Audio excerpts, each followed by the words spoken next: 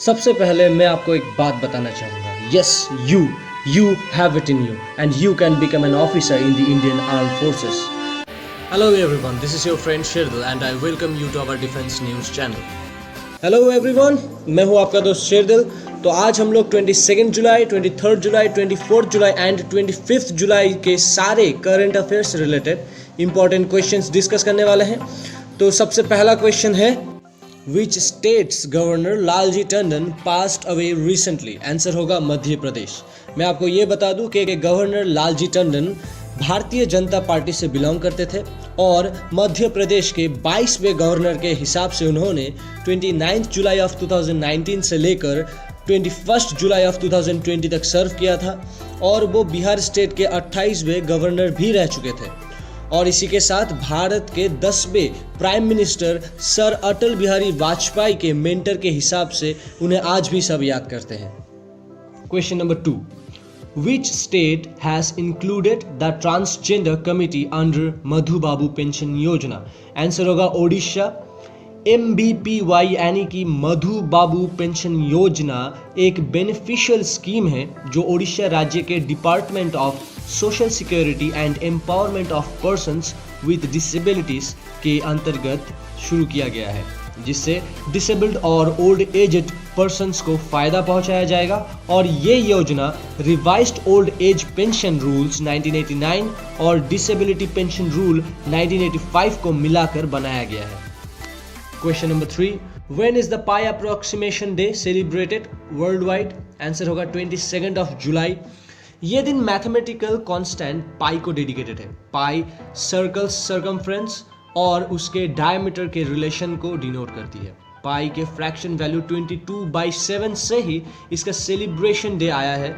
22 को डेट और 7 को मंथ के हिसाब से अगर आप देखें तो 22 ऑफ जुलाई मिलता है. और ये दिन मार्च 14 को भी पाई लवर्स मनाते हैं. एक्चुअली में फिजिसिस्ट लैरी शॉ ने 14 ऑफ मार्च को पहली बार पाई डे की शुरुआत की थी, क्योंकि पाई का न्यूमेरिकल वैल्यू 3.14 इसके फर्स्ट 3 डिजिट को दर्शाती है. और ये दिन साइंटिस्ट अल्बर्ट आइंस्टाइन का भी जन्मदिन है. Question number 4, Indian Navy has recently conducted a passage exercise with which country near Andaman and Nicobar Island? Answer है United States of America. China के विस्तारवादी नीति के वजह से यूएसए ने इंडियन नेवी के साथ एक जॉइंट एक्सरसाइज किया है, जिसमें अमेरिका ने उसके सबसे घातक स्ट्राइक करियर यूएसएस निमित्ज को भेजा है. नेवी के भाषा में इसे पैसिक्स बताया गया है. ये exercise Andaman and Nicobar islands में किया गया है, जो कि गल्फ रीजन जाने के रास्ते में पड़ता है. Question number 5, Shrimati Harsimrat Kaur Badal has recently inaugurated the Joram mega food park limited in which state? Answer है Mizoram.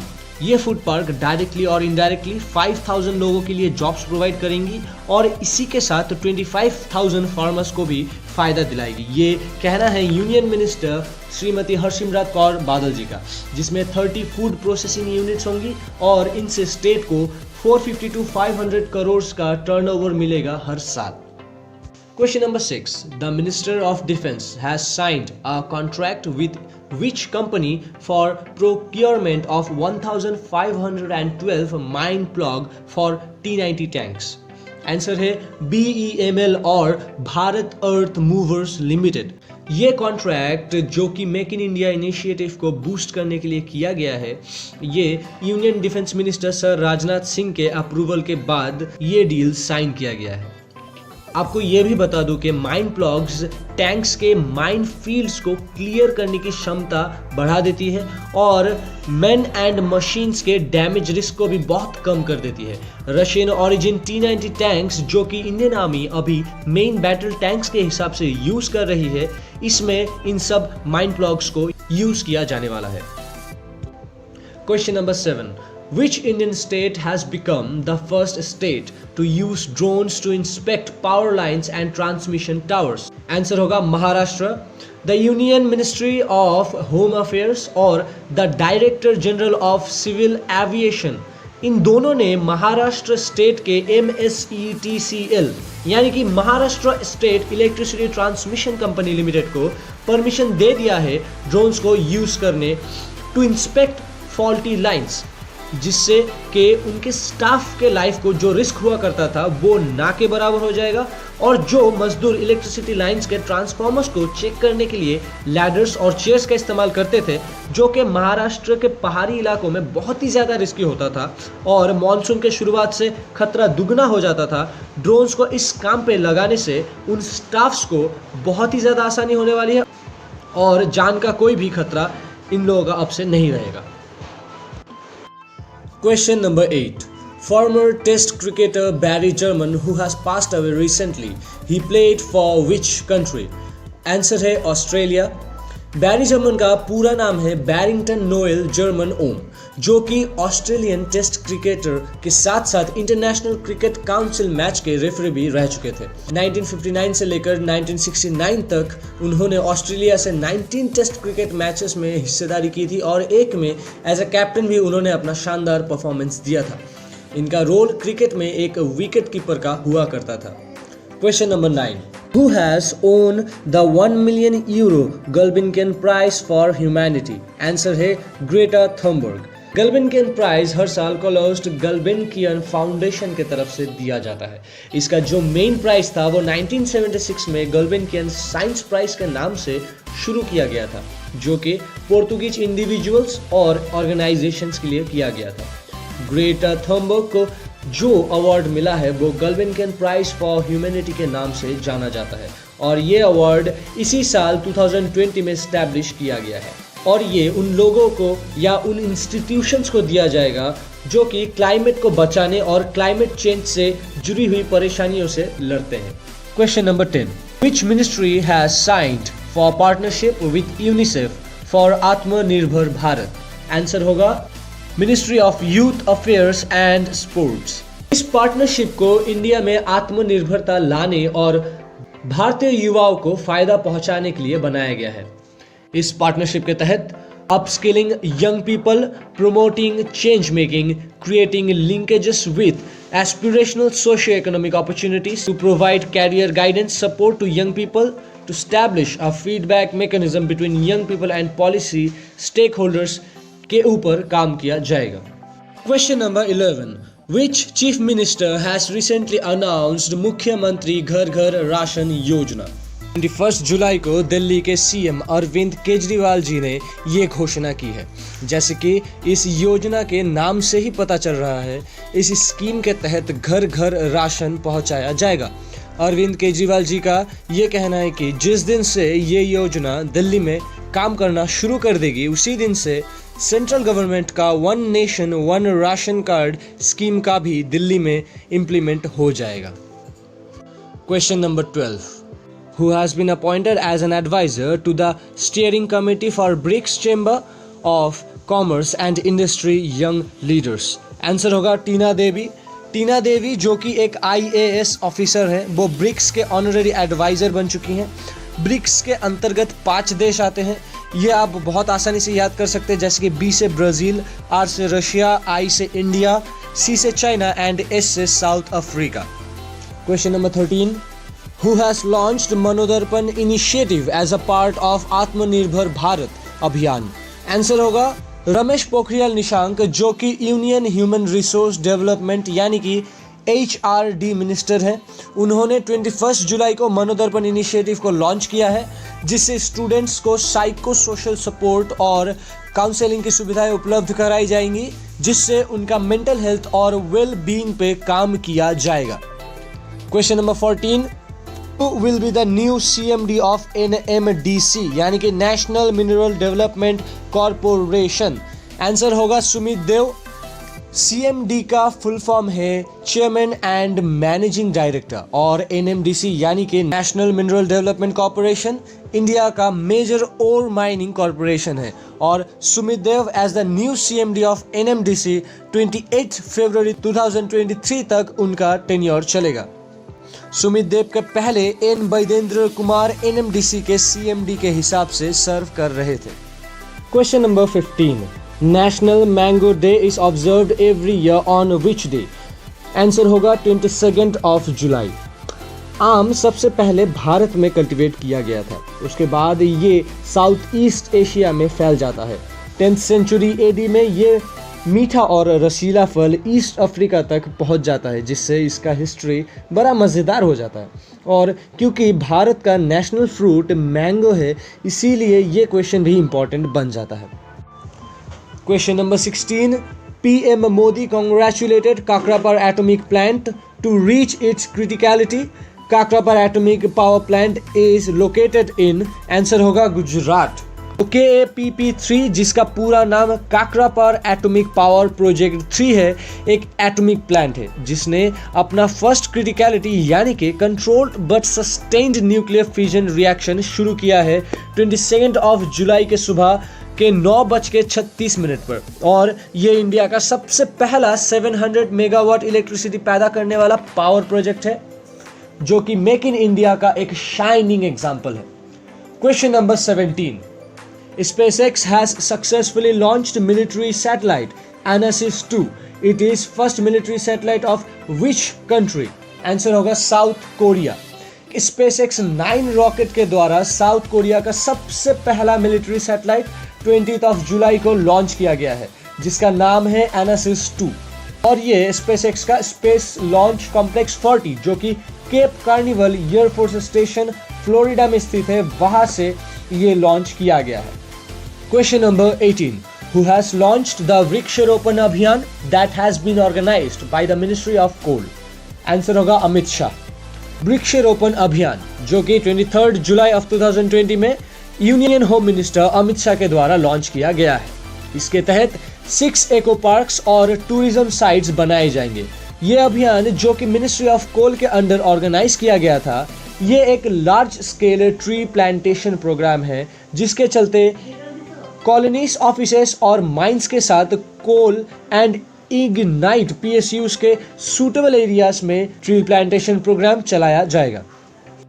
Question number 18, DRDO has recently provided indigenously drones to the Indian Army for accurate surveillance.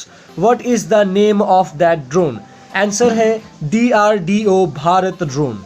ये एक light surveillance quad core unmanned aerial vehicle है जो कि Indian army के लिए DRDO ने खासकर बनाया है। ये ड्रोन स्पेसिफिकली DRDO के छत्तीसगढ़ बेस्ड लेबोरेटरी से बनाया गया है, जिससे हाई ऑल्टीट्यूड एरियाज और माउंटेन टेरेन एरियाज के साथ साथ पाकिस्तान और चाइना के साथ जुड़ा हुआ लाइन ऑफ कंट्रोल में भी एक्यूरेट सर्वाइलेंस चेकिंग किया जाएगा। Question number 20, Which state has signed MOU with Amul to empower women self-help groups? Answer होगा आंध्र प्रदेश। सबसे पहले जानने वाली बात है MOU क्या है। MOU का फुल फॉर्म है मेमोरेंडम ऑफ अंडरस्टैंडिंग, जो कि एक एग्रीमेंट है जो बायलैटरल और मल्टीलैटरल पार्टीज द्वारा किया जाता है। It expresses a convergence of will between the parties, indicating an intended common line of action. इस चीज से लाखों महिलाएं जो कोऑपरेटिव डेयरी सेक्टर पे डिपेंडेंट है, उन्हें बहुत ज्यादा फायदा होने वाला है। Question number 21, Which state has recently extended the retirement age of doctors from 62 to 65 years? Answer होगा ओडिशा। कोविड-19 पैंडेमिक खत्म होने का कोई छाप न देखते हुए ओडिशा गवर्नमेंट ने ये फैसला किया है, जिससे डॉक्टर्स का नॉर्मल रिटायरमेंट एज बढ़ाकर 62 से 65 इयर्स कर दिया गया है to ensure their availability. Odisha के गांजाम डिस्ट्रिक्ट में, जो कि चीफ मिनिस्टर का होम डिस्ट्रिक्ट है, वहाँ डॉक्टर्स का एक भारी शॉर्टेज देखने को मिला था, जिसके कारणवश 100 से भी ज़्यादा डॉक्टर्स को अलग 6 डिस्ट्रिक्ट से बाहर बुलाया गया था गांजाम का सिचुएशन मैनेज करने के लिए। इसी कारण से ये स्टेप CM ऑफ ओडिशा के द्वारा उठाया गया है। Question number 22, which Indian company is the sole manufacturer of DDT globally? Answer होगा HIL यानी कि Hindustan insecticides limited. HIL March 1954 में गवर्नमेंट ऑफ इंडिया ने ministry of chemical and fertilisers के अंतर्गत बनाया था। DDT प्रोडक्शन स्टार्ट करने नेशनल मलेरिया इरेडिकेशन प्रोग्राम के लिए। तभी से प्रोडक्ट रेंज एक्सटेंड होके इंसेक्टिसाइड्स, हर्बिसाइड्स, वीडीसाइड्स और फंगिसाइड्स को बनाने जाने लगा HIL के under. Question number 23. Who has been nominated to be the vice chairman of the security platform of the International Union of Railways? Answer होगा अरुण कुमार, जो कि 1985 बैच के एक IPS ऑफिसर हैं और साथ ही में रेलवे प्रोटेक्शन फोर्स के डायरेक्टर जनरल भी हैं। ये high table of global rail transport policy में इंडिया को रिप्रेजेंट करने वाले हैं और ये 2 सालों तक इस पद में विराजमान रहेंगे। Question number 24. DRDO has recently conducted the flight trial of which anti-tank guided missile? Answer है Dhruvastra. Dhruvastra anti tank missile का परीक्षण ओडिशा राज्य के ITP यानी कि इंटरिम टेस्ट रेंज में हाल ही में सक्सेसफुली किया गया है। हेलिना और the helicopter launches Nag missile का नाम बदल के अभी ध्रुवास्त्र कर दिया गया है। ये एक 3rd generation fire and forget class anti tank guided missile है और ये ATGM system advanced light helicopters में यूज किया जाएगा। ये ऑल वेदर में दिन या रात में भी हमले में सक्षम है और इससे कन्वेंशनल आर्मर और एक्सप्लोसिव रिएक्टिव आर्मर से लेस टैंक को भी तबाह किया जा सकता है। Question number 25. When is National Broadcasting Day observed in India? Answer होगा 23 जुलाई। आज ही के दिन 1927 में भारत का सबसे पहला रेडियो ब्रॉडकास्ट पूरे देश के हवाओं में गूंज रही थी, जो कि बम्बई का एक स्टेशन था इंडियन ब्रॉडकास्टिंग कंपनी का। गवर्नमेंट ने 1 अप्रैल 1930 को इसको अपने अंडर में ले लिया था और इंडियन ब्रॉडकास्टिंग कंपनी का नाम बदलकर ISBS यानी कि इंडियन स्टेट ब्रॉडकास्टिंग सर्विस रख दिया गया था। ये पहले एक्सपेरिमेंटल बेसिस पे किया गया था, जो कि 1932 में परमानेंटली गवर्नमेंट के अंडर लाया गया था। और आज जो हम एयर यानी कि ऑल इंडिया रेडियो सुनते हैं, ये नाम ISBS यानी कि इंडियन स्टेट ब्रॉडकास्टिंग को 8 जून 1936 में दिया गया था, जो अभी one of the largest public broadcasting organisation है पूरे विश्व में। Question number 26. Which country has successfully launched Taiwan-1, which is the first independent mission to Mars of that country? Answer होगा चाइना। ये चाइना का सबसे पहला होम ग्रोन मार्स मिशन है, जो कि रेड प्लैनेट की तरफ बढ़ रहा है। इसमें खास बात यह है कि ताइवान-1 एक ऑर्बिटर और लैंडर यानी कि रोवर का डुओ है, जो कि आज तक एक साथ रेड प्लैनेट के लिए भेजा नहीं गया था। Tianwen one is going to orbit, land and release a rover all on the very and coordinate observations with an orbiter, मतलब एक तीर और 2 निशाने। और इस प्रोजेक्ट के टीम मेंबर्स का ये भी कहना है कि no planetary missions have ever been implemented in this way. If successful, it would signify a major technical breakthrough. Question number 27. PM Modi has laid the foundation stone of a water supply project worth rupees 3054 crore in which northeast state? Answer होगा मणिपुर। सबसे पहले जानने वाली बात है कि ये एक वाटर सप्लाई प्रोजेक्ट है, जो कि मणिपुर राज्य के इम्फाल में थर्सडे एक वीडियो कॉन्फ्रेंसिंग के द्वारा शुरू किया गया है।